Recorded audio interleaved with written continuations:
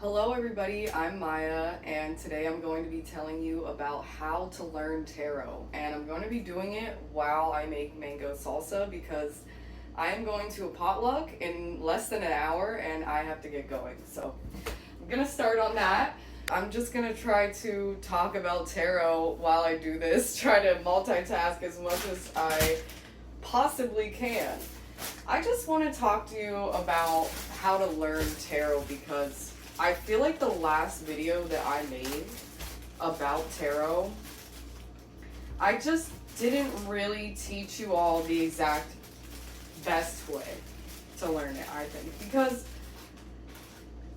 I taught you guys the way that I learned it. And the way that I learned it was looking at the book every time. And that's great too. And researching, going online, but I think there's a better way to do it, okay? I like to know what the author was thinking when they made that card, often what they thought was the intention has a part to play, really. So, but at the same time, you are going to read it how you think it is supposed to be read. And I think going online is good too. I wouldn't always recommend, especially AI. I'm not sure if AI really knows what it's talking about. Sometimes it definitely is not telling the truth. That's for sure. It doesn't exactly have it right when it comes to tarot. And then I think after that I went into a phase of kind of learning tarot as a story to tell, where the major arcana are a story. They're a story of the fool stepping out, learning about spirituality, or taking a leap of faith into a new journey until you get all the way to the world, which is the completion, the cycle, and all things together, and then stepping into the fool again on a new journey. And this could also be the life's journey. And sometimes the life's journey doesn't go the exact way that you thought it was going to. So it doesn't follow the exact path of each individual one, where you'd go to the magician next, which is having all of the tools available to you. And the magician has the sword, the pentacle, the cups, and the wands, the different suits in tarot on the table in front of it. So it's saying now you have this available to you. Now you have your mind, your emotions, the material world, and creative energy and just energy available to you now. And then you get into more like higher levels, maybe the astral realm with the high priestess. So you're going through this as like a story. And then each one, the pentacles, that's a story. And I think a cheat code for each one, the pentacles, the wands, the cups, and the swords for the minor arcana, you can think of it as a story, right? And what happens in a story? There's the cliffhanger in the middle, right? The incident, the climax. That's what it's called, the climax. The inciting incident would be down here. That might be 1. And then we have the climax, that would be 5. And then we have the finale, the finish to it, that would be 10. So you could think of each one like that. And that could be a cheat code for you. Honestly, that would be a great way to think of it. Like you can think of, for instance, since the swords are your mind, right? Then you would think of it as, let's say the 6 of Swords. That would be moving out of a difficult situation mentally, right? And there's more detail in each card, of course. Just so you have the cheat code. The cups represent emotions and love. The pentacles or coins represent material abundance, what you have, things that you can actually touch, even your own body, really. But I feel like that almost goes into multiple realms here, because we have the swords, which are your mind. So how you think, your logic, your intellect, things like that. And then the wands are your creative endeavors and your energy for life. Right. So if you think of each one like this climax, right? This story of tarot, and it's going up and up and up till the climax, and then it goes down, down, down until it finishes the story. Well, to finish the story of the Ten of Wands, it finishes with saying you've taken on too much. That's the Ten of Wands. To finish the story of the Ten of Cups, it says you've achieved ultimate bliss with family life. You get to the 10 in the 10 of Pentacles. You've achieved everything there is to achieve in the material world. It's like grandparent energy that has everything they want. They have this long, like, this sort of energy. That's the 10 of Pentacles. And then we have the 10 of Swords. That is super harsh. That is being stabbed in the back, And I think the suit of Swords really is like the most harsh I see. And your mind can be very harsh, can't it? I do recommend getting out books about it. I didn't get out books about tarot for a really long time to learn tarot. I ended up doing that pretty recently, like 8 years in, at the library. And there's this one book, I will leave it linked down below. It tells the story of tarot the way I'm saying it, where it's a story. And I love that. I think to learn it that way is a great way to learn it. But the absolute best way, let me just get to it, get to the point. The best way to learn tarot and to read tarot is to use your intuition. That's it. The universe is saying it to you in a way that you will understand it. And if you don't understand it, then it may tell you where to go get the information to understand it. And then it'll be talking to you because the universe is talking to you. That's the whole point of tarot, truly, is that you're flipping over a card and it is talking to you on your life. Like, the reason I think tarot works is because of like quantum physics and infinite realities and like, the perceiver changes the outcome. That sort of thing. That is why I think tarot works. I think that we are tapping into that. We're doing a form of self-reflection, and the universe wants us to do that. It wants us to self-reflect, right? So it wants us to learn. I feel like that's one of the parts of the universe is the many facets, but I think learning and growing and expanding is such an important part. Yeah, so I just think follow your intuition. I feel like that is the beginning of tarot, right? Like, you go off on the journey of tarot, right? That would be the Fool card. And then you get to the Magician, that's having the tools. Maybe having your tarot deck is the tool, right? And then the third one in, that's the High Priestess. That's your intuition. That's the other side. That's the astral realms. That's what's guiding you. I feel like a lot of people tap into this when they're a kid and maybe they lose sight of it or don't believe it. But, your intuition is always there, I feel, waiting for you when you ask to tap into it. And just the universe talks to you in the way that you will understand it. So when you see a card and you feel like, this is what I feel like it's trying to say, or just think in what comes to mind. What comes to mind, And then there's, of course, like, where things are located, past, present, future. You can always kind of read right to left like that. I started reading where, like, on the upper sides is maybe more astral, and then things that are lower are maybe more grounding. But I think you have to go with your intuition on this.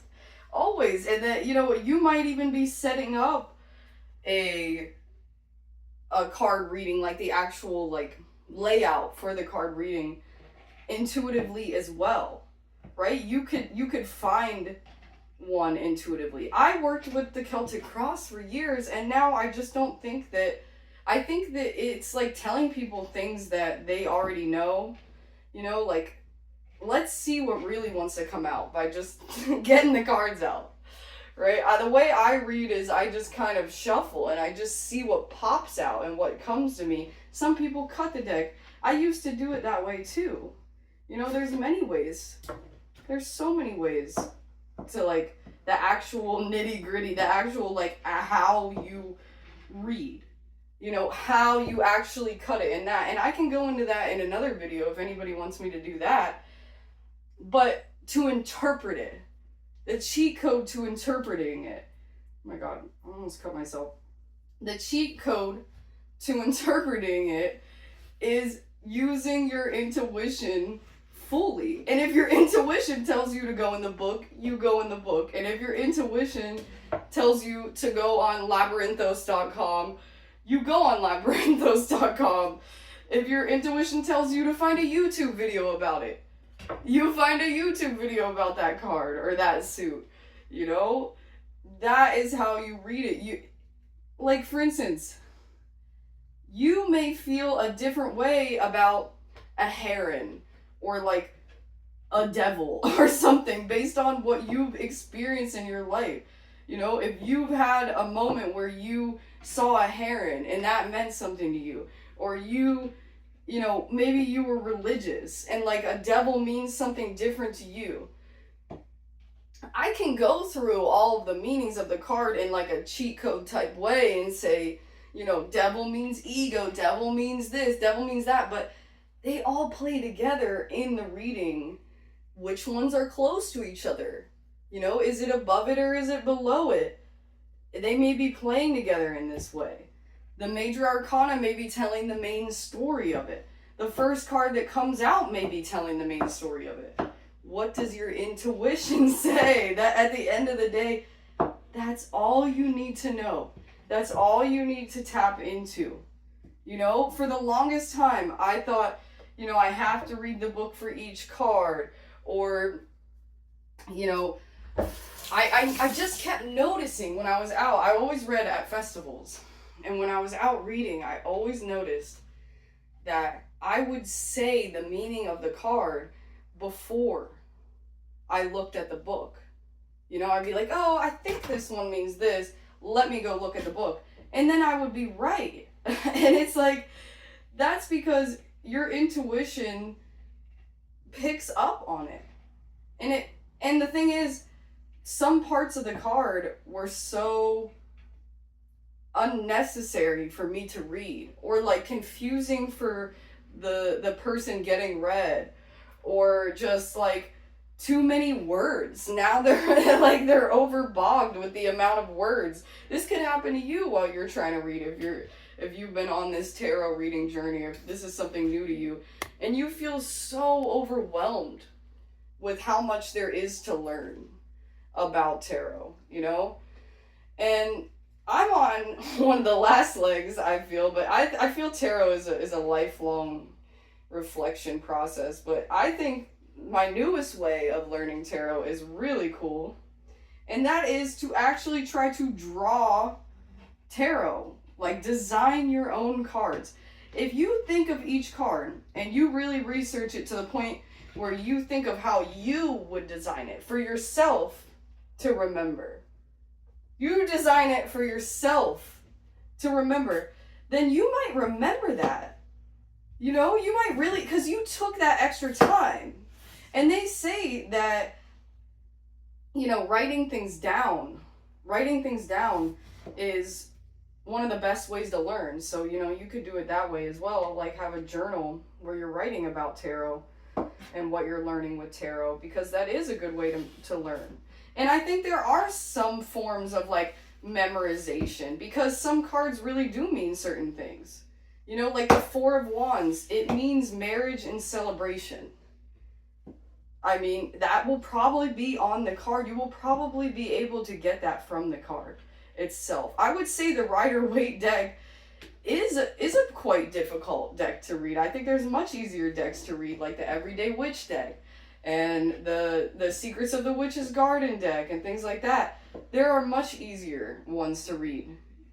But the Rider-Waite, it's so intuitive at the same time, because it is so ancient, and because so many people have, it's not ancient.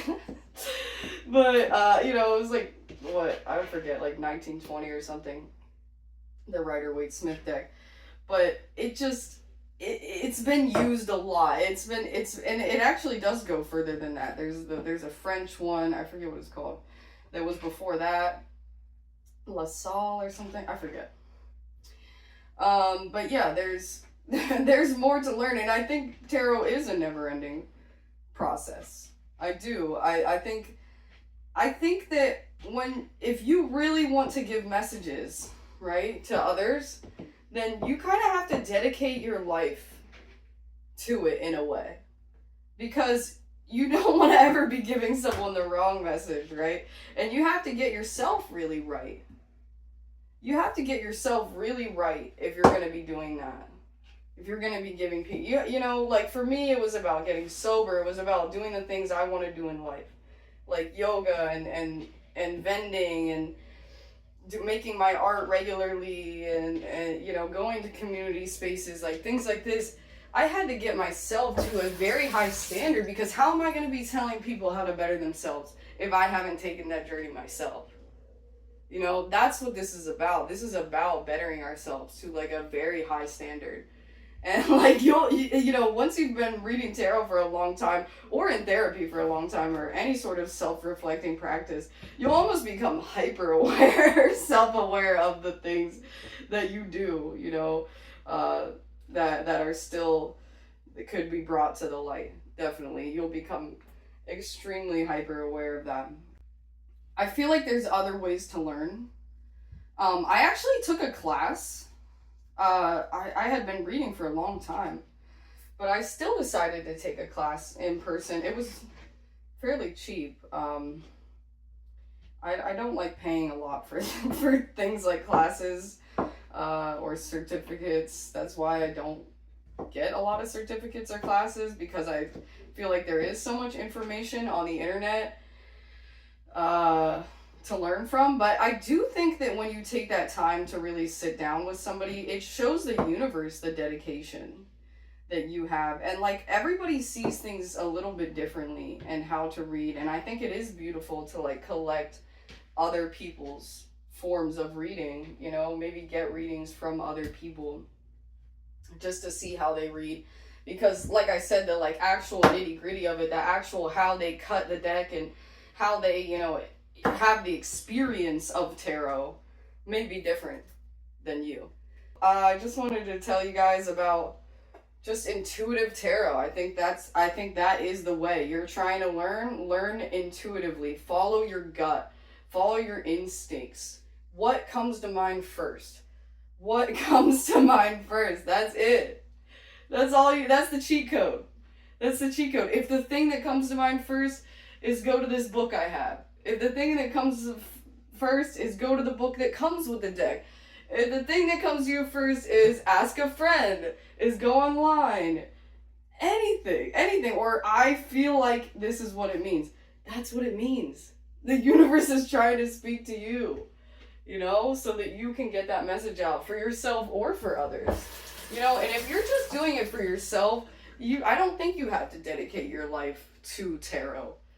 But I think it is a beautiful way of uncovering parts of yourself and doing self-healing work. And I love you all so much. Definitely check out illusionelixirs.com if you'd like to book a private reading with me or buy any of my essential oils. I did not finish my salsa, but y'all can imagine what it would be like. I gotta head out of here really soon. I love you all. Bye, everybody.